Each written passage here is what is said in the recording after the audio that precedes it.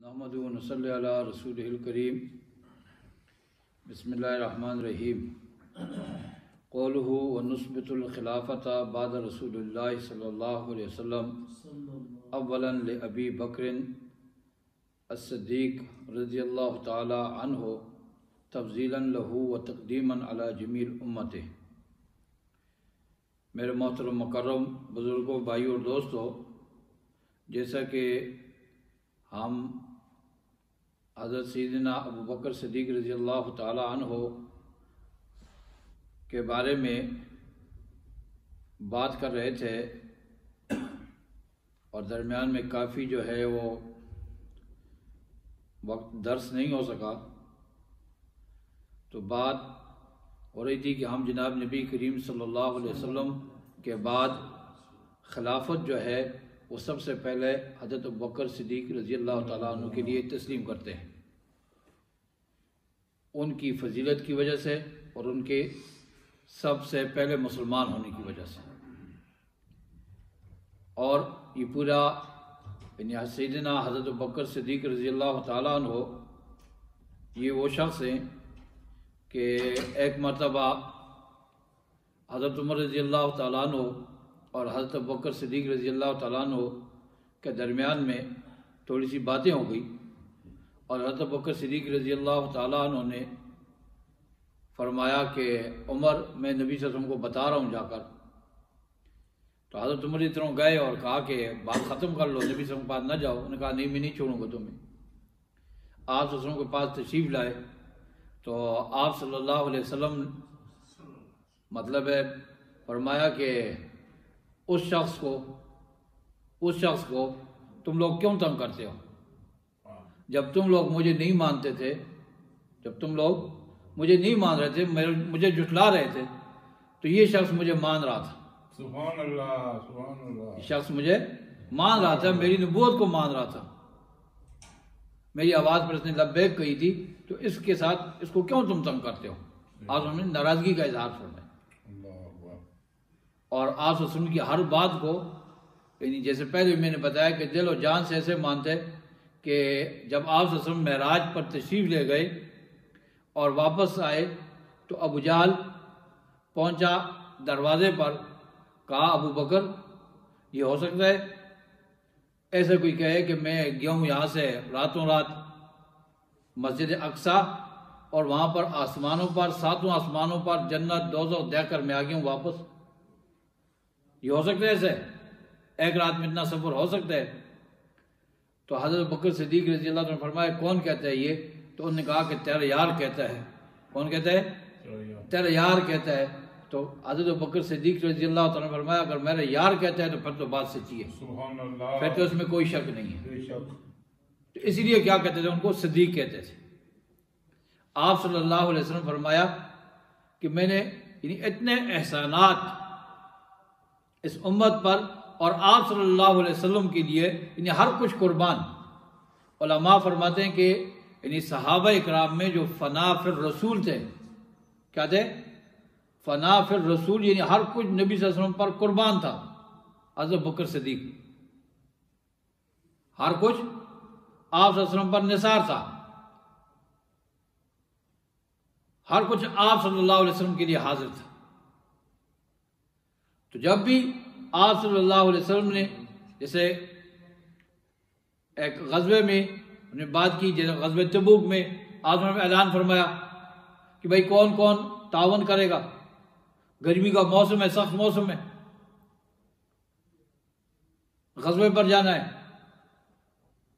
تو حضرت بکر صدیق رضی اللہ عنہ گھر کا پورا مال لے کر حاضر ہو گئے۔ آپ نے فرمایا ابو بکر گھر کے لیے کیا چھوڑا؟ کہا یا رسول اللہ گھر کے لیے اللہ اور اس کے رسول کا نام کا۔ سبحان اللہ۔ یہاں تک کہتے ہیں کہ دیواروں پر ہاتھ پھیرا کہ کہیں سوئی تو نہیں رہ گئی۔ ہر کچھ آپ صلی اللہ علیہ وسلم کے لیے کیا کر دیا؟ قربان کر دیا، اسلام کے لیے قربان کر دیا۔ آپ صلی اللہ علیہ وسلم پر مشرکوں نے مسجد حرام میں حملہ کیا، حضرت بکر صدیق نے کہا کیا کر رہے ہو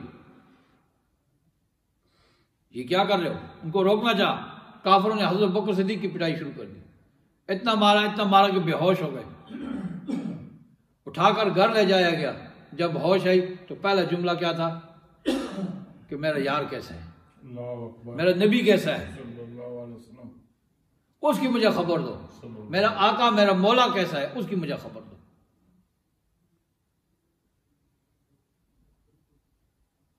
اور جب آپ صلی اللہ علیہ وسلم دنیا سے تشریف لے گئے، اس وقت حضرت بکر صدیق رضی اللہ عنہ مدینہ منورہ میں موجود نہیں تھے، مدینہ منورہ سے باہر کسی دیہات میں رہتے تھے۔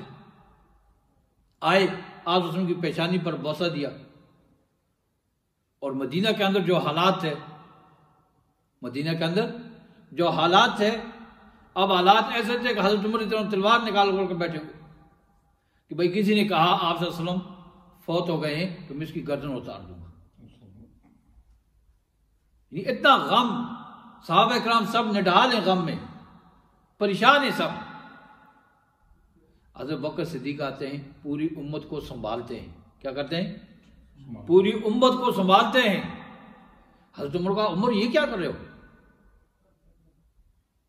یہ کیا کر رہے ہو؟ وما محمد الا رسول قد خلت من قبل الرسل افإن مات أو قتل انقلبتم على أعقابكم۔ اب یہ جب آیت پڑھی، حضرت عمر کہہ رہے ہیں مجھے ایسا لگ رہا ہے یہ آیت ابھی نازل ہو رہی ہے، ابھی اتر رہی ہے۔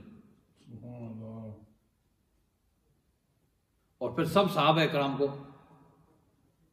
جمع کیا، وہاں پر ان کو سمجھایا، ان کے غم کو دلاسا دیا انہیں۔ اب جب یہ ہوا تو ادھر سے کیا ہوا، جو لوگ کچے ایمان والے تھے وہ مرتد ہونا شروع ہو گئے۔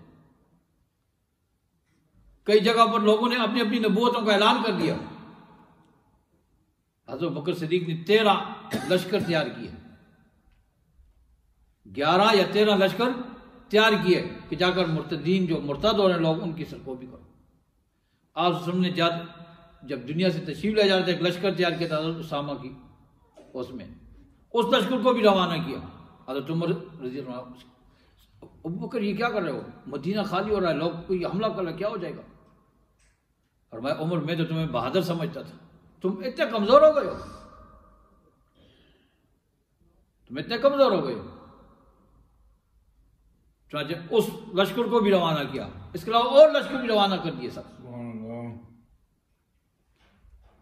مرتدین، آپ نے فرمایا کہ اگر آپ صلی اللہ علیہ وسلم کے دور میں کوئی آدمی آ کر ایک رسی زکوٰۃ کی دیتا تھا میں اس سے بولوں گا، چھوڑوں گا نہیں،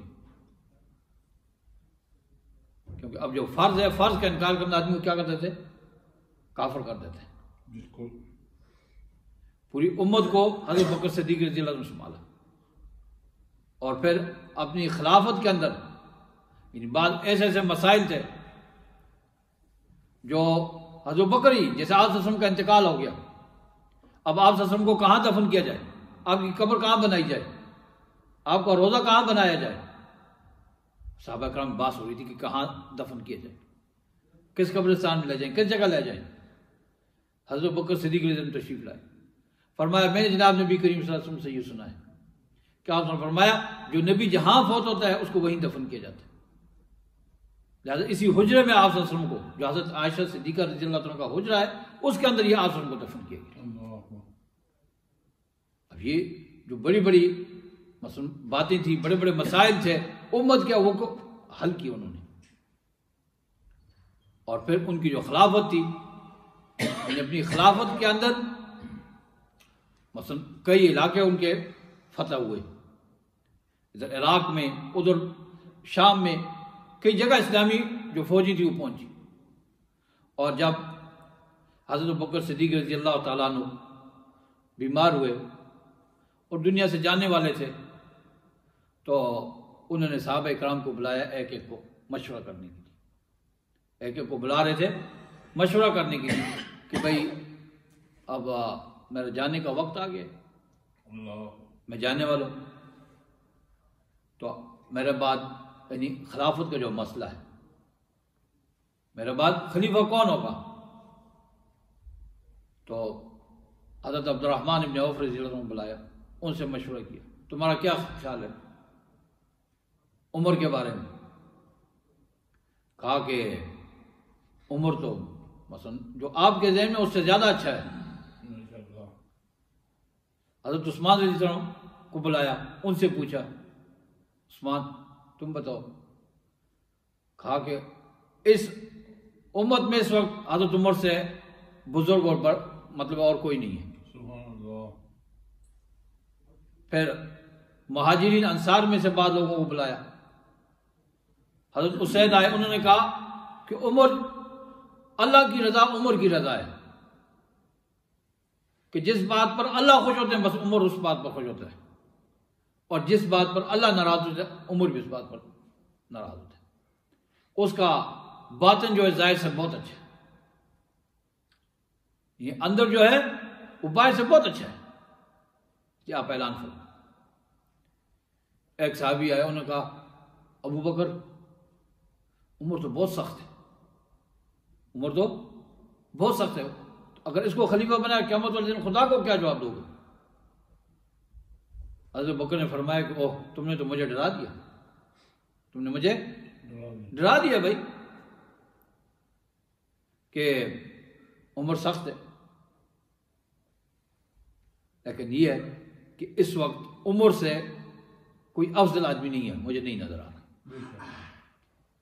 عمر سے کوئی بڑا آدمی نظر نہیں آ رہا. میں اس کا اعلان کرتا ہوں, آگے اللہ پر ہے اور اس کی اپنی ذات پر ہے کہ اچھا رہتا ہے تو ٹھیک ہے, اور غیب کا علم مجھے نہیں, غیب کا علم مجھے نہیں. ایک روایت میں آتا ہے کہ حضرت بکر صدیق نے اوپر سے کھڑکی سے آواز نکال, لوگوں کو آواز دی کہ میرا وقت آ رہا ہے اور خلیفہ بنانا ہے اپنے بعد. حضرت علی نے فرمایا کہ عمر کے علاوہ اور کوئی نہیں.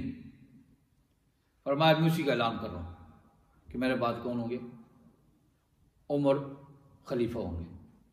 اور پھر حضرت عمر رضی اللہ تعالیٰ عنہ کو بلایا, ان کو نصیحتیں کی, کو وصیت فرمائی. انشاءاللہ اس پر آئندہ جمعہ بات ہوگی. تو اللہ تعالیٰ سے دعا ہے کہ اللہ تعالیٰ مجھے بھی آپ سب کو حضرات صحابہ کرام سے